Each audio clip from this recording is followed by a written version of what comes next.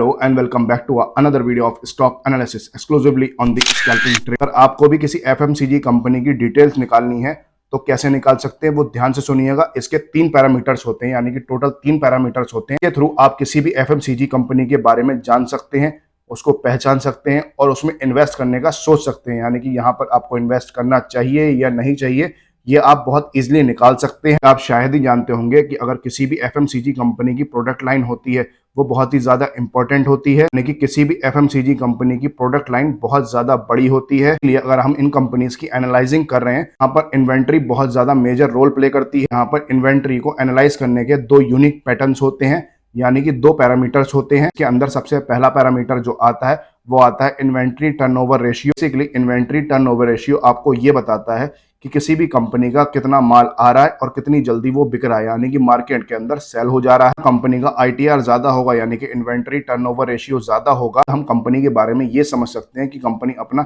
Inventory का काम अच्छे से कर रही है। पर अगर इन्वेंट्री टर्नओवर रेशियो कम है तो आप यहाँ पर ये लगा सकते हैं, यानी कि यहाँ पर ये अजम्पशन लगा सकते हैं कि कंपनी की यहाँ पर सेल्स स्लो है। पर कंपनी का जो मैनेजमेंट है इन्वेंट्री को लेकर वो बहुत ज्यादा पुअर, यानी कि मैनेजमेंट यहाँ पर अच्छा नहीं है। इसी के बाद नंबर 2 पर जो आता है वो आता है इन्वेंट्री डेज, यानी कि इसमें हमको ये पता चलता है कि कंपनी का माल जब से मैन्युफैक्चर हुआ, यानी कि जिस दिन उन्होंने माल बनाया उस दिन से लेकर स्टोरेज में कितने दिन तक वो माल पड़ा रहा, कंपनी से डिस्पैच होने से पहले वो माल कितने दिन तक स्टोरेज में पड़ा रहा, यानी कि बैक एंड में पड़ा रहा वो माल। यहाँ पर इन्वेंट्री डेज हाई है तो यहाँ पर पुअर मैनेजमेंट इन्वेंट्री डेज है। उसी के साथ साथ अगर यहाँ पर इन्वेंट्री डेज कम है, एफिशिएंटली इन्वेंट्री डेज को मैनेज कर रही है। यहाँ पर अगर तीसरे पॉइंट पे जाएं, यानी कि इन्वेंट्री बहुत ज्यादा लो है, यानी कि कंपनी की इन्वेंट्री जो है वो बहुत ज्यादा लो है, तो यहाँ पर कंपनी में प्रॉब्लम आ रही है। सीधा सीधा मतलब ये है कि कंपनी के पास इन्वेंट्री ही नहीं है मैनेज करने के लिए, यानी कि इन्वेंट्री बहुत ज्यादा लो है जो वो मैनेज करें। इसके बाद सेकंड पैरामीटर जो आता है वो आता है अकाउंट रिसीवेबल डेज। बेसिकली हमको ये दिखाता है कि कंपनी का माल बिकने के बाद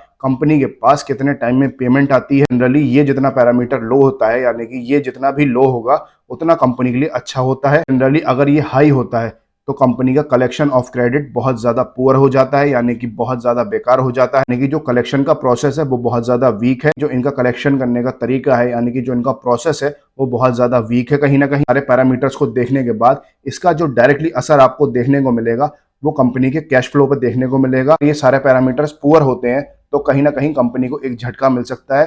फॉर एग्जाम्पल अगर line of credit, line of cash, cash flow, credit process अगर अच्छा नहीं है तो कहीं ना कहीं कंपनी को इनका खामियाजा उठाना पड़ सकता है। कंपनी के लिए एक ये डीमेरिट। सारे पैरामीटर्स आपको ये दिखाते हैं कि कंपनी कैसा परफॉर्म कर रही है, कैसी चल रही है, कैसा कैश फ्लो है, कैसा क्रेडिट फ्लो है और कैसा कैश इन हो रहा है कंपनी के अंदर। पैरामीटर्स को देखने के बाद आप किसी कंपनी के अंदर इन्वेस्ट कर सकते हैं। जो उसके बाद जो थर्ड पैरामीटर आता है वो आता है पीई रेशियो, यानी कि प्राइस टू अर्निंग रेशियो। तो कंपनी का ये दिखाता है कि पी रेशियो कैसा है, कंपनी कैसा परफॉर्म कर चुकी है या कंपनी कैसा परफॉर्म कर रही है। तो उसी के बेसिस पे ये सब कुछ डिसाइड होता है। पैरामीटर्स डिसाइड करते हैं कि कंपनी आगे कैसे परफॉर्म करेगी या कंपनी कैसे चलेगी, कंपनी को आगे प्रॉफिट होगा या नए प्रोजेक्ट्स मिलेंगे, प्रोजेक्ट्स कंप्लीटली टाइम पर डिलीवर हो पाएंगे या नहीं हो पाएंगे। सारे हर्डल्स एक कंपनी को फेस करना पड़ते हैं to make their company small to big. Company को बड़ी कंपनी बनाने के लिए ये सारे पैरामीटर्स फॉलो करने होते हैं, के साथ साथ स्टेप बाय स्टेप चलना होता है। आई होप आपकी सब कुछ समझ में आ गया होगा। अगर वीडियो अच्छी लगी हो तो वीडियो को लाइक करें, चैनल पहली बार आए तो चैनल को सब्सक्राइब करें।